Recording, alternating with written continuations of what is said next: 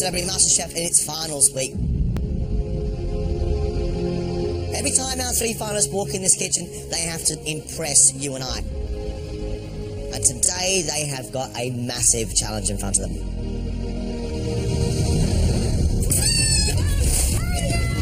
MasterChef has been harder than I could ever imagine, which is a bit stupid of me, given that at the top of every single show, Greg says cooking doesn't get tougher than this. You know, there's a clue there. Every time you walk through those doors, you want to be brilliant, you want to do the best. And you want to come out with your head held high, a big smile on your face. I've quite enjoyed finals week so far, but it is getting really hard. The challenge is getting tougher and tougher. Who knows what's coming next? We are now going to introduce our finalists into the wonderful world of desserts. John, this is lovely for me. They are either going to love it or be terrified.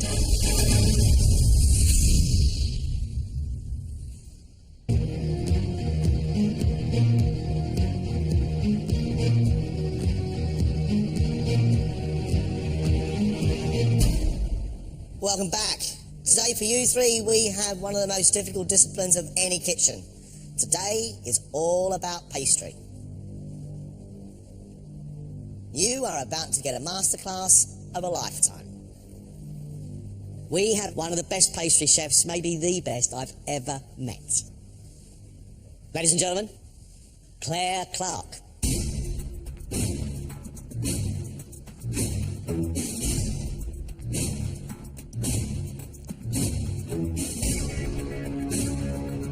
Claire's career has included 5 years at the 3 Michelin-starred French Laundry in California's Napa Valley. She has also been awarded an MBE.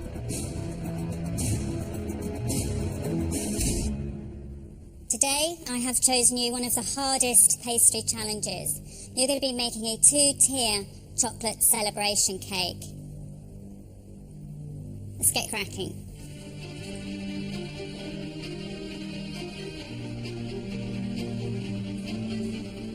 So first step is that we're making the cake base first. So all the yolks in the bowl with the large amount of sugar. This is a cake that few will be brave enough to try making at home. There are 3 techniques involved. 2 Viennese Sacca cake bases. The little one's going to take 50 minutes and the large one 55 to 60. A white chocolate and vanilla frosting. So this is the sort of consistency we're looking for. I mean, basically if you shake it, it just kind of drop off the paddle, you know? And a chocolate ganache. It's quite important to have the temperature really exact. The cream must be boiling. Pastry's an art because it's a science, and you have to do things really precisely. So we can check the cake base itself, it's got to be cooked properly. Take the skewer, put the skewer in, the skewer should come out clean.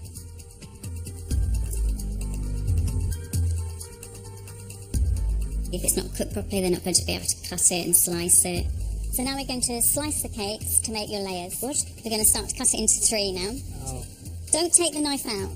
Right. Turn the cake and just continue to cut. It's like building a house. If you don't have good foundations, your house is going to fall down. You take some of your frosting, take a good dollop, and using a spatula or your palette knife, push it to the edge, but not all the way, and level it over. And then we're going to do the first technique of masking. Masking is filling in any areas that aren't level. Okay? Yeah. Do the masking now with the ganache. The most important thing from the ganache is that it's kept smooth. If it's not smooth, your cake's going to look a mess, even though it might taste nice.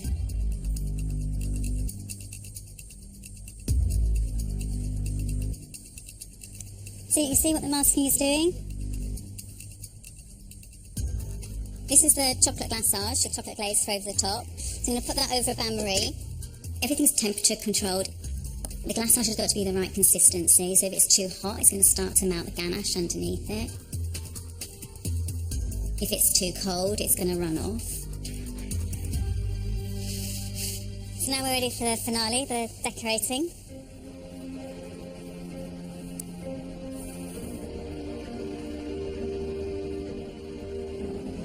So next is the pillars, to arrange the pillars. I want to make sure it's sitting in the middle.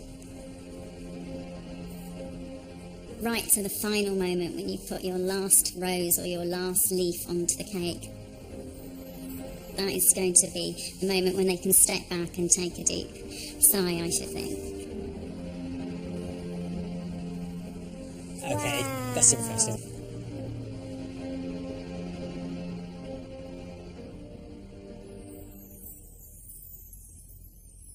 You've got 4.5 hours to do this task. It's over to you. Let's get cracking.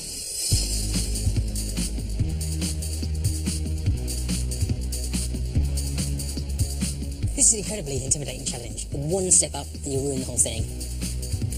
It's going to be quite funny to see if our cakes come up looking anywhere near as beautiful. I'll be honest, I'm sceptical. As you can assume, I'm right into cake decorating. Flower arranging at the weekend. It's got disaster written all over, isn't it? You can cut it with a knife. It's very, very quiet, it's very, very concentrated, it's very, very focused. And all three of them are way up against it. I'm disastrous at baking. I've only cooked one cake in my life. That was back in 1985. So that was the last time I attempted to bake a cake.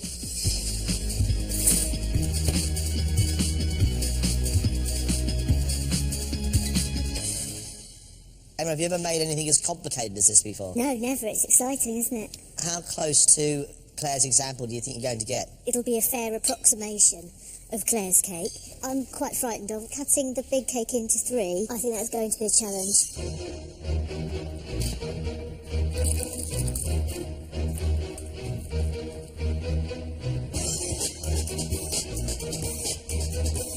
For some reason, Emma's cake has been poured into the tin unevenly, and now we have a cake which is this thick at one end and this thick at the other. She couldn't cut the base into 3 slices, which she's supposed to do. She's cut it into 2. That's my one. 2.5 hours left.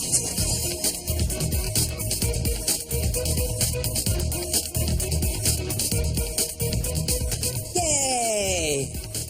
Before I came into the competition, desserts were never my thing. I mean, I loved eating them, but never really made them. But it seems that desserts have found their way to me during MasterChef. I've done a lot of them. A lot more than the other 2 have. So I kind of think that maybe desserts are my thing. Your frosting is looking a little bit runny, Michael. Yeah, I have a feeling I didn't whip my eggs enough, which is just stupid and annoying. But as long as it doesn't just slip out of the cake, hopefully it'll still taste amazing. Good luck, Michael. Thanks, guys.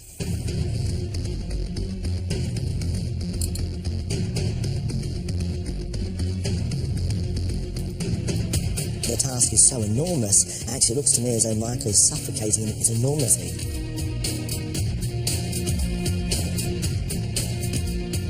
It's a huge task for anybody, and Michael, you can see the pressure really getting to him.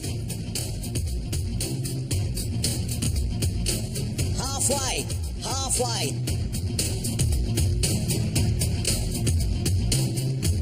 I can follow a recipe, the skills, the practicality of it reasonably well. But desserts, I've no idea what I'm like, because it's something that I would avoid. It's just not my thing. How achievable do you think this task is? I mean, you look at Claire's cake over there, something of absolute beauty. Puddings aren't really my thing. To get anywhere near it, I think would be half a miracle. She makes it look very, very easy, very, very simple. It's not. Why don't you like puddings? Just don't. I'd rather have a starter and a main and then an espresso. I think technically it'll be fine. Whether it tastes that good, I don't know. Artistically? Yeah, debatable. Danny, good luck. Thank you. Cheers, mate.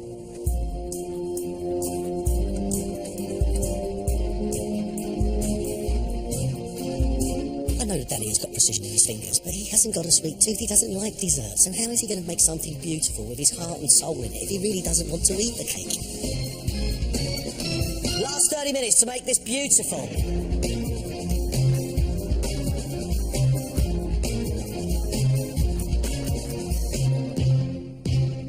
Michael, is that your cake there? That's my cake, yeah. Why is it not shiny? Just about to glaze it, Greg.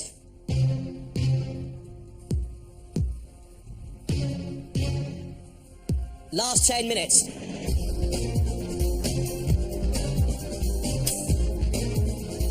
Guys, just under 5 minutes left. Just 2 minutes left.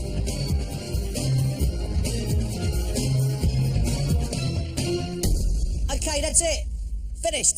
Well done.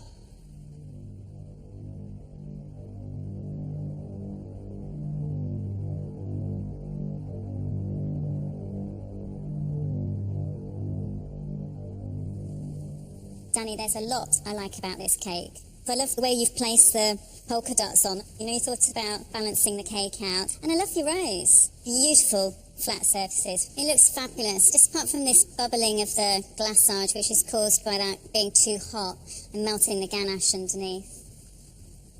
Okay, let's check out your layers and the filling inside. It's the moment of truth.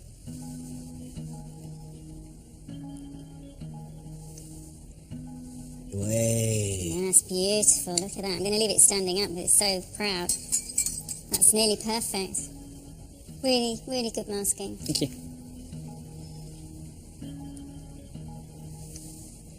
Way. There we go.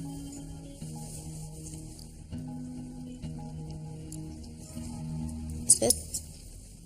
I love the texture of the frosting. It's super light and fluffy. It's really, really nice. And of course the finishing, especially on the smaller cake, is excellent. Beautiful laying. I love that thin masking. Lovely thin shiny glaze on top. It's really well done.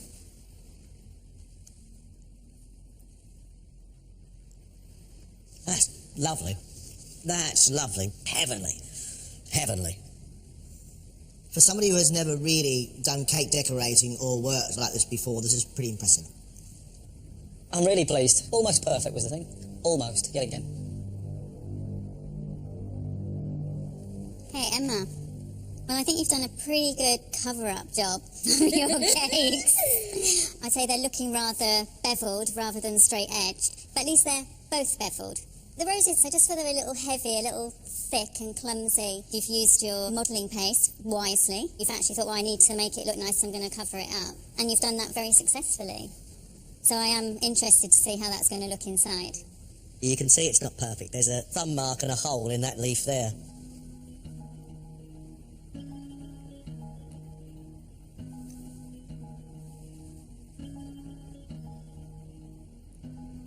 Got a hefty amount of ganache on there.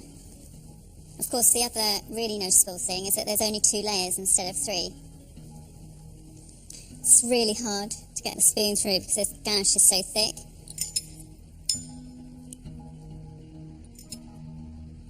The cake is very dense, it's very heavy, very close textured, so it doesn't eat that well. But your frosting is excellent, it's super light and creamy. Yeah.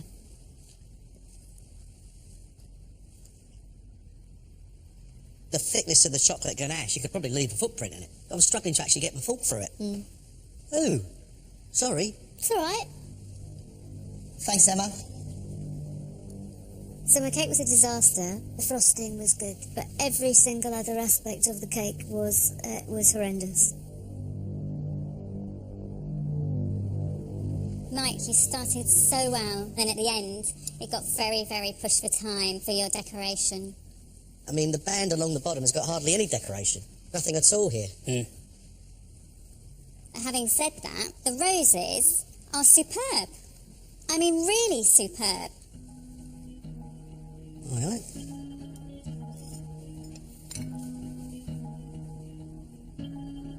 Oh, it's interesting, isn't it? He's got 6 inches of ganache. Oh. Here we go. Well, he's got less ganache on this one. So we'll try a bit of this one first.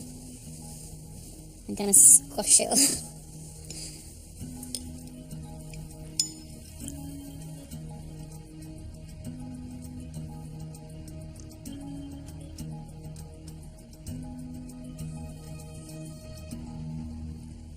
Just an awful lot to get through.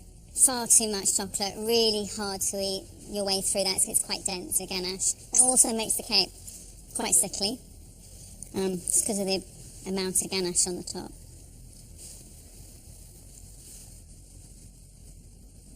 The bottom layer actually eats really well. I've got a nice amount of ganache, surprisingly moist.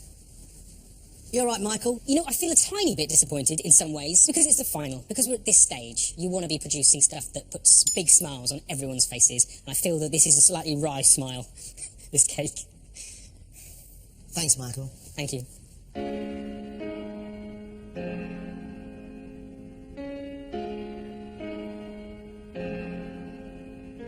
Guys, thank you very much indeed. We'll see you again very, very soon. Off you go.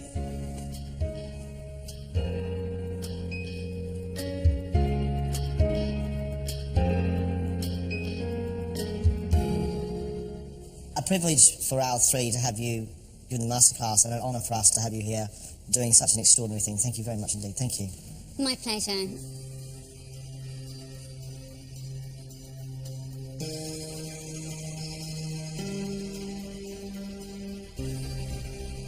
Our three now know what is possible with pastry, how beautiful it can be. They should now be inspired, John. Let's see what they make with our own dessert. I want to go to heaven on a spoon, that's what I want.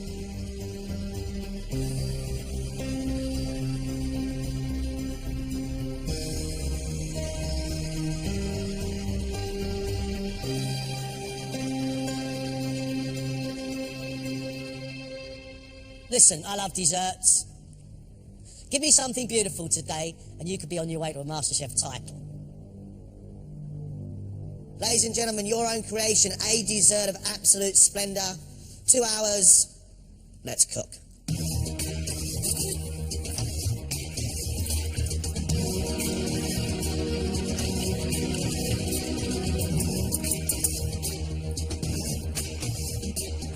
It was such a disaster, my cake. But what's my motto? Never give up, never surrender.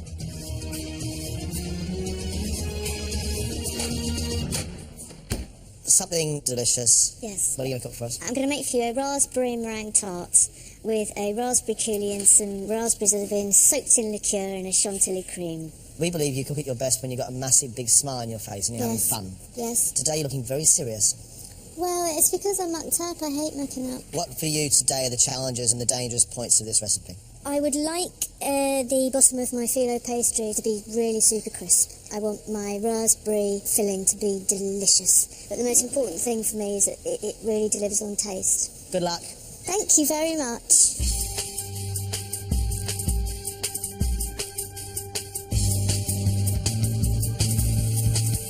You've had 30 minutes. Half an hour gone.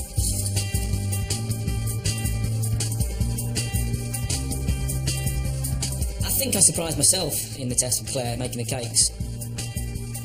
I suppose I've maybe set the bar a little bit too high for myself. The trouble is now I've got to try and live up to that. What are you making for us today? I'm going to do a jelly and ice cream for you. I spoke to my kids and thought, actually, what do they like to eat? Dessert should be fun. So really, it's a take on sort of kids' party food. A bit of jelly and ice cream and a little bit of cake. Inspired by the kids. Have you made it for the kids? I have. How did it go down? Oh, it all went. But they're not that fussy. If not, they don't get fed. Danny's always pushing himself with process and technique, and he's doing exactly the same with his dessert. But I'm concerned about the way it's going to taste.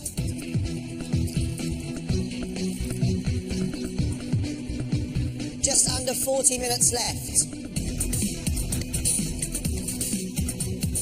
I absolutely have a point to prove to John and Greg.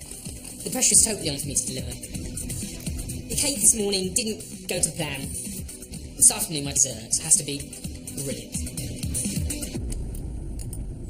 You look like you've been completely defeated. What's going on, mate? I'll be honest with you guys, I just felt a little bit embarrassed earlier today with that cake challenge. I definitely left feeling a little bit on a low.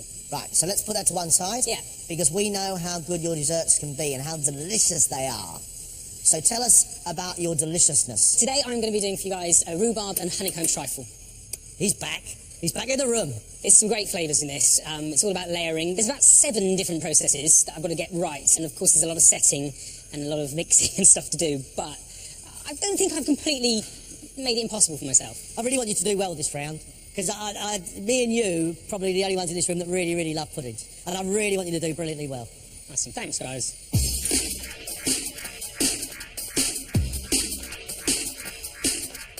It's got several different layers, all of which have got to be perfect. Trifle sounds simple. Not the way Michael's doing it. This is a complex thing.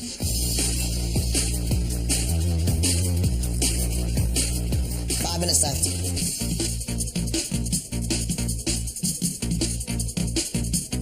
Minutes. Last 60 seconds, move yourselves.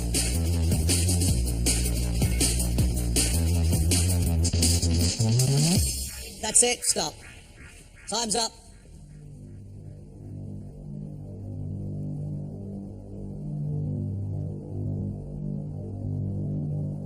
Michael has made a rhubarb and honeycomb trifle layered with rhubarb jelly, sponge, custard, poached rhubarb and cream. You haven't managed to layer the trifle. May not detract from how well it tastes.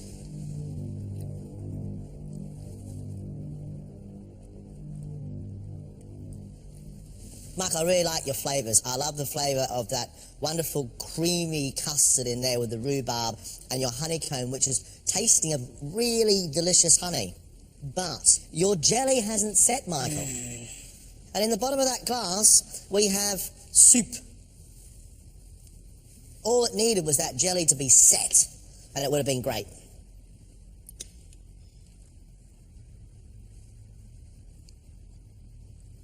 We've got a texture issue because there's no jelly. The jelly hasn't set. We have not got a flavour issue. The flavours are divine. Very, very lovely flavours. But look, 2 mouthfuls and we've got a bowl of slush. You feeling all right, mate? Yeah. No, not really, actually. You want to cry, didn't you? A little bit. A bit of an off day today. On a day that I thought wouldn't be. Jelly not setting. I mean, for crying out loud, I'm in the final of MasterChef. What's going on?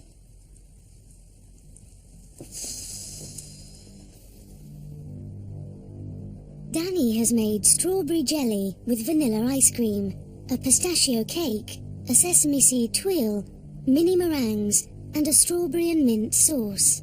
Good looking dish. It's just whether it tastes good.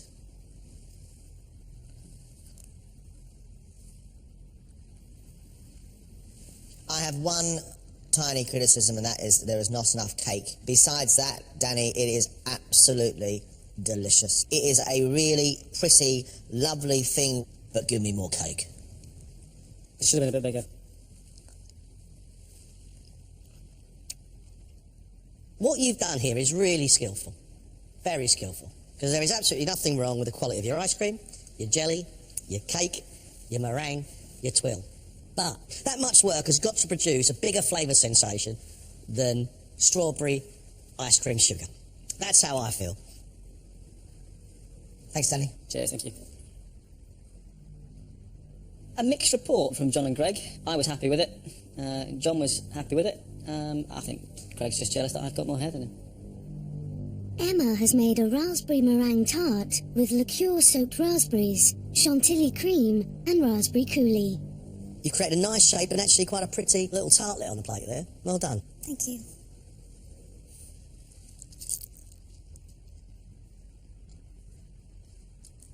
Ta-da! Great. Sugary meringue. Pastry is so crisp, it's light. And then, bosh! Big snog off of ripe, sharp raspberry. Beautiful.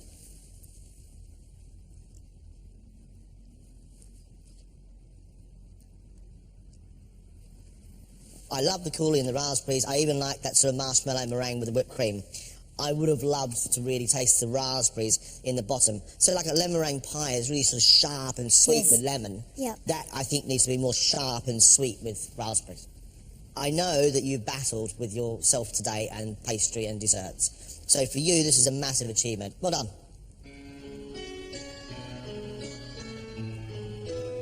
I needed that. I needed that. Greg Wallace, love my pudding. That's it. There is no higher praise as far as I'm concerned. We knew this was going to be a tough test. Well done. Off you go. Thanks very much.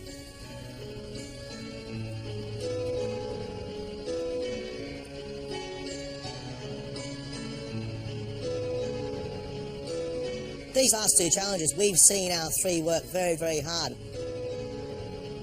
They all want to pick up that title, and that's why the competition is so hot. It's not been a great day for me today. I've got to put this behind me, come back, ready for a big fight. If I won it, it would be fantastic. Some tough challenges still to go. Who knows? I know we've got another challenge coming. They're always a little bit harder than the previous one. We've got 3 amazing finalists. It's been tough. It's about to get tougher.